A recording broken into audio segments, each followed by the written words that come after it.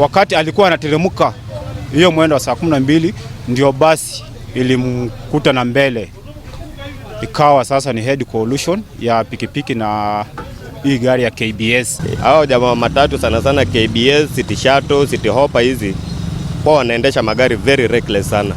Hawataki kujua kuwa kuna mtu mwingine wa bodaboda ako kando ama mwenye anatembea kwa miguu. Hata kama ni kwenda kotini, tuko na lawyer wetu mwenye atafuatilia kesi kotini tuhakisha haki yako imepatikana. Kwa maana walikuwa nasema kwamba hawana lawyer, pengine pesa ni expensive kufuatilia, but sisi zote tumeleta hizi vitu.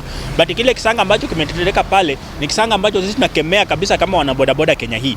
Huwezi piga gari ya mtu kuharibia wengine amani barabarani ati kwa sababu mtu mmoja amegongwa, na mnajua kwamba hiyo kesi itafuatiliwa. So wale vijana ambao wamefanya vituko pale wote, mimi nimesema kwamba wacha washikwe, waekwe ndani.